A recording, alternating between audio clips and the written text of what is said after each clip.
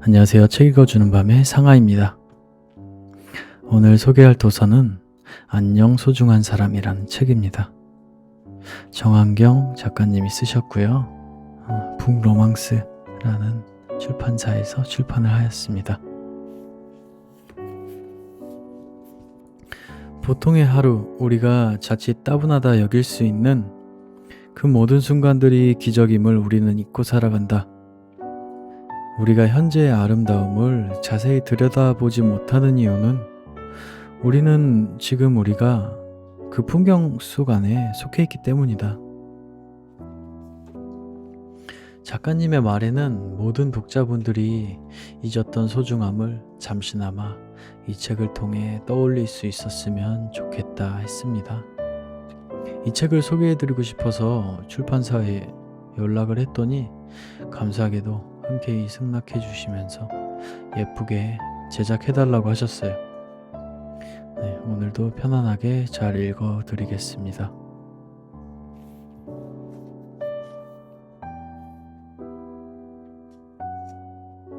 당신을 닮는다는 것. 겨울의 향을 좋아하던 당신이었지만 추위에 약한 저는 여름밤 빗소리를 좋아했어요. 활동적인 당신과는 다르게 저는 휴일이면 하루 종일 책만 읽는 차분한 성격이었죠. 표현에 능숙하던 당신과는 다르게 무척이나 서투르게 당신을 안았죠. 내 품에 안겨 자는 것을 좋아하던 당신과는 다르게 그런 당신을 바라보는 것을 좋아했습니다. 당신을 참 많이 닮아갔어요.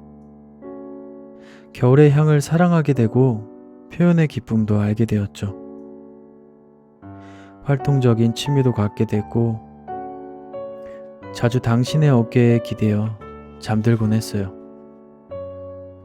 혹시 그때의 당신도 나를 닮아갔나요? 잠들어 있던 나를 바라봐 주었나요? 당신을 닮아간다는 건 커다란 행복이었어요. 꽤 오랜 시간이 흘렀네요. 이제는 가르쳐 주실래요? 더 이상 나를 사랑하지 않는다는 당신을 닮아가는 방법을 말이에요. 꿈을 이야기하는 방법.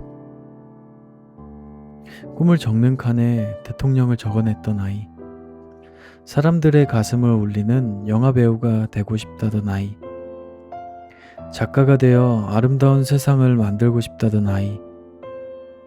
어린 시절 우리는 내 마음이 외치는 대로 꿈을 꿀 수 있는 용기를 품고 있었다. 그 시절에 우리는 적어도 타인이 만들어 놓은 틀 안에 들어가 버려 발버둥 치지는 않았다. 남들이 그럴듯하게 포장해 놓은 미래의 삶에 맡기지는 않았다. 남들이 그럴듯하게 포장해 놓은 미래에 내 삶을 맡기지는 않았다. 나 또한 어린 시절부터 뜬구름 잡는 소리를 한다는 말을 많이 들었다. 그리고 여전히 이루고 싶은 꿈을 겁없이 외치며 살아가고 있다. 그러나 때로는 타인의 시선을 의식하며 한없이 작아질 때도 각박한 현실에서 꿈을 외치는 나의 모습이 철부지처럼 느껴질 때도 있다. 그럴 때마다 나는 나 자신에게 묻는다. 현실의 어려움을 너무나 잘 아는 지금의 나는 무엇도 꿈꿀 수 없고 꿈꾸어서도 안 되는 것인가? 조금이라도 실현 불가능할 것 같은 꿈은 그저 철없는 소리에 지나지 않은 것인가? 쉽게 이룰 수 있는 목표들만 나열하며 살아가야 하는 것일까? 가슴이 외치는 말들 중에서 실현 가능한 것들만 골라 입 밖으로 내뱉어야 하는 것인가? 이보다 재미없는 인생이 어디 있을까? 세월을 꽤나 머금었음에도 여전히 뜬구름 잡는 소리를 잔뜩 들뜬 목소리로 얘기하는 사람들이 있다. 아이와 같은 순수한 눈망울과 어떤 어려움도 웃으며 이겨내겠다는 성숙한 표정으로 여전히 자신의 꿈을 두려움 없이 얘기하는 사람들이 있다. 그렇다. 그들은 현실을 알고 꿈 또한 알고 있다. 그들의 눈을 바라보고 있으면 나 또한 덩달아 강해지는 기분이 든다. 아마 그들이 언젠가 그 꿈의 근처에 도달할 것이라는 확신이 들기 때문일 것이다. 이 꿈이 이루어질 것이냐, 그렇지 않을 것이냐, 승리할 것이냐, 패배할 것이냐, 이런 것들은 지금의 우리가 알 수 있는 영역이 아니므로 그리 중요한 것이 아니다. 분명 꿈이라는 것은 오늘 우리가 그곳을 향해 한 발짝 나아갔다면 그것으로 제 역할을 다한 것이다. 외로움이 내게 준 것. 인간관계에서 갑작스레 외로움이 찾아올 때가 있습니다. 아무것도 변하지 않았는데, 딱히 누군가 잘못한 것도 아닌데 걷잡을 수 없이 회의감이 몰려들 때가 있습니다. 내 맘 같지 않은 상대에 무너졌던 날들, 미처 보듬지 못하고 지나쳤던 내 안의 상처들, 최선을 다했지만 결국 뜻대로 되지 않는 관계들, 이 모든 것들이 마음에 쌓여 참을 수 없는 외로움을 느끼게 하죠. 이런 시간들은 타인과 관계에 끝까지 최선을 다했던 사람들에게 찾아옵니다. 이러한 시기에 내가 진정 해야 할 일은 그동안 소홀했던 나 자신과의 대화입니다. 다른 사람들을 챙기느라 미처 들여다보지 못한 나 자신과의 진심 어린 소통입니다. 외로움과 스스로를 챙기지 못한 나를 향해 내 마음이 외치는 목소리입니다. 이제 그만 다른 사람이 아닌 나를 봐달라는 내 마음의 하소연입니다. 아무도 나의 마음을 알아주지 못할 것 같고 그렇기에 누구에게도 털어놓고 싶지 않다는 생각이, 그런 생각이 드는 지금이야말로 비로소 나 자신과의 진짜 대화를 시작할 때가 찾아온 것인지도 모릅니다. 타인이 아닌 나를 위한 시간들을 만들어갈 때 그때가 찾아온 것일지도 모릅니다. 이제 당신에게 물어볼 때입니다. 그리고 당신의 이야기를 들어줄 차례입니다. 그동안 홀로 많이 아팠을 당신을 타인에게 해주었듯 힘껏 안아줄 때입니다. 성장의 시기는 외로움이라는 모습을 띠고 우리에게 찾아옵니다.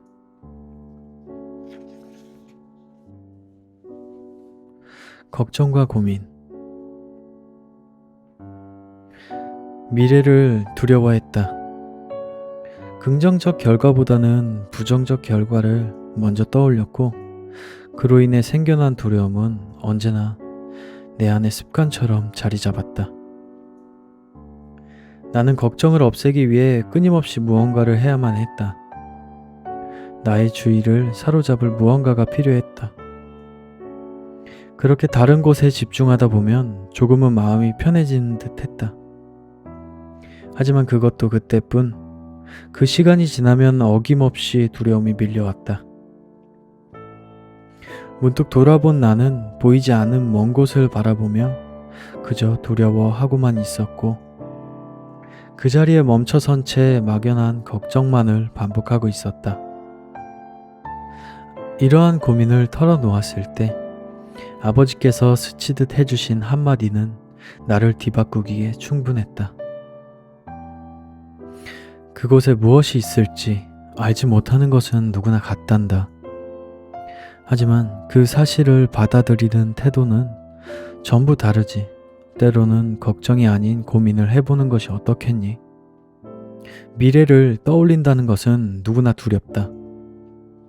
누군가는 그 두려움에 무너지고 누군가는 그 두려움을 이겨낸다. 우리는 때로 아직 일어나지 않은 최악의 상황을 걱정하며 앞으로 나아가지 못한다. 하지만 걱정과 고민은 분명 다르다. 걱정은 그저 감정적인 것일 뿐 이렇다 할 해결책을 주지는 못한다. 하지만 고민은 조금 더 이성적인 것이다. 더 나은 미래를 위한 설계이며 현재의 나를 똑바로 파악하기 위한 방법이다. 어찌됐든 우리는 또다시 내일을 살아갈 것이다. 또다시 보이지 않는 그 미래를 향해 걸음을 내디딜 것이다. 하지만 불안해할 것 없다. 생각해보면 우리는 이미 우리가 걱정했던 수많은 내일을 살아냈다.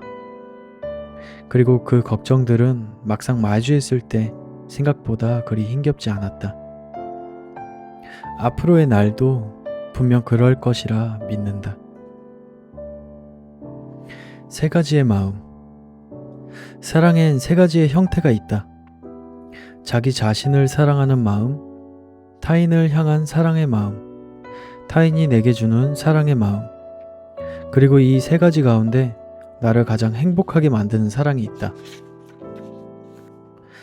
만약 관계를 겪으며 감당할 수 없는 고난이 찾아온다면, 도무지 해결되지 않는 공허함이 찾아온다면, 어느 하나에 마음 쏟느라 나머지 사랑들을 소홀히 하고 있는 것은 아닌지 생각해 봐야 할 것이다. 스스로의 욕심이나 부족함으로 균형이 무너진 것은 아닌지 돌아봐야 할 것이다. 소중한 사람과 오래도록 함께하는 방법은 자신이 무조건적인 사랑을 주거나 사랑을 받으려 노력하는 것이 아니라, 또는 자기 자신만 생각하는 이기적인 사랑을 품는 것이 아니라 서로가 서로에게, 그리고 자신이 자신에게 적절한 사랑의 밸런스가 유지되도록 균형을 맞춰주는 것일지도 모른다. 어느 하나도 소중하지 않은 것은 없기에. 상처를 치유하는 방법. 우리는 살아가며 몇 번의 사랑을 경험하고 그만큼의 상처를 마음에 새긴다. 그리고 저마다의 방식으로 상처를 치유한다. 사랑을 지우는 과정 속에서 누군가는 고통을 견디기 위해 상대를 미워하는 방식을 선택하기도 한다. 하지만 견디기 힘든 아픔에도 불구하고 좋았던 시절을 그대로 간직한 채 아픔의 시간에 충분히 머무르는 사람들이 있다.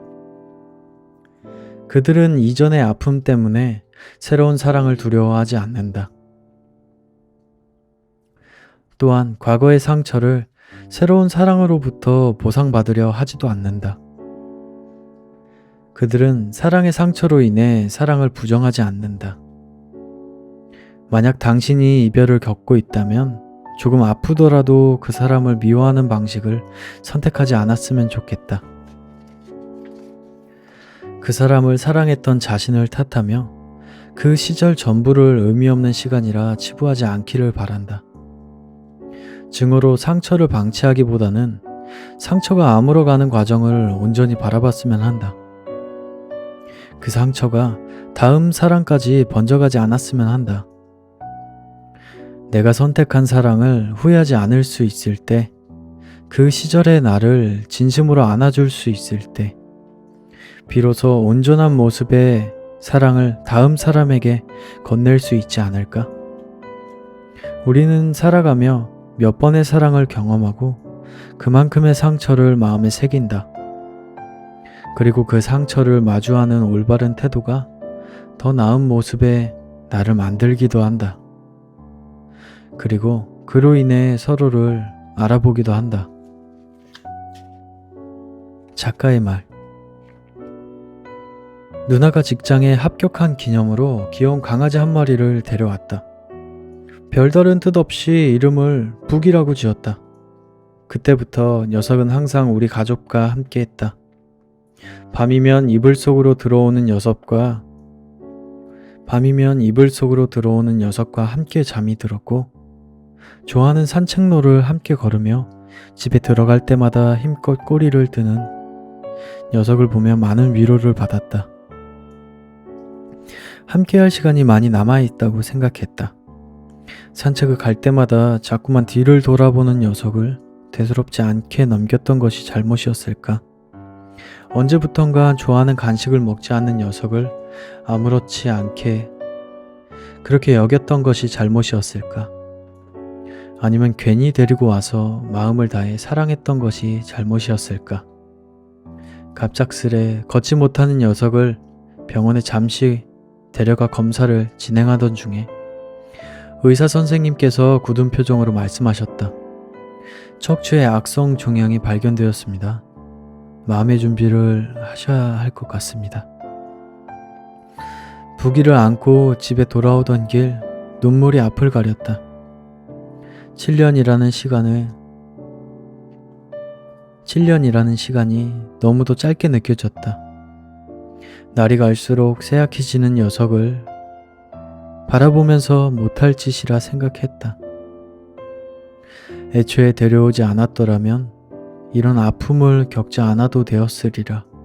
그렇게 못난 생각을 안고 하루하루를 보냈던 내게 누나는 말했다.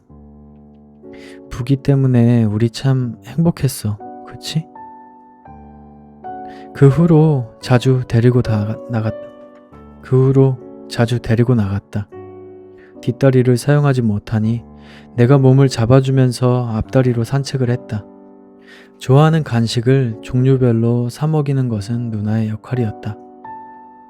외롭지 않도록 곁에 두고 함께 잠드는 것은 어머니의 몫이었다. 주말이면 아버지는 하염없이 부기를 쓰다듬었다. 일이 바빠 좀처럼 집에 오지 못하는 형은 멀리서나마 우리를 위로했다. 그렇게 우리는 모두의 각자의 방식으로 부기를 떠나보낼 준비를 했다. 녀석이 우리에게 가져다 준 모든 행복들을 기억하면서 떠나가는 모든 것들은 언제나 아픔을 남긴다. 하지만 그럼에도 우리는 사랑하며 살아가야 한다. 아픔을 남기지 않고 사랑하는 법이 아닌 이별의 아픔을 받아들일 수 있는 성숙함을 배우면서 말이다. 지금껏 나는 많은 소중함들을 떠나보냈다. 끝까지 함께할 거라 믿었던 사랑하는 사람과 이별했고, 삶의 절반을 함께했던 친구와 멀어졌으며, 어린 시절부터 그려왔던 꿈을 버렸고, 무엇이든 해낼 수 있을 거라 자신했던 나를 잃었다. 그럼에도 나를 일으켰던 것은 그 모든 시간들이 헛되지 않았다는 믿음이었고, 그 모든 소중함들을 그대로 간직하고자 했던 용기였다. 이제는 다시 사랑할 수 있다. 다시 한번 용기를 내 다가갈 수 있으며 새로운 꿈을 향해 걸을 수 있고 부족한 나의 모습까지 사랑할 수 있다. 상처가 아닌 사랑을 기억한다면, 아픔이 아닌 행복을 간직한다면, 잃을 것이 아닌 남아있는 수많은 것들을 바라본다면 우리는 언제든지 다시 시작할 수 있다. 이 책을 읽는 모든 사람들이 잊었던 소중함을 잠시나마 떠올릴 수 있었으면 좋겠다. 그렇게 한 번 더 살아갈 용기를 얻을 수 있었으면 좋겠다. 네, 작가의 말이었습니다. 어떠셨나요? 안녕, 소중한 사람. 네, 저는 다음에도 좋은 책으로 찾아오겠습니다. 감사합니다.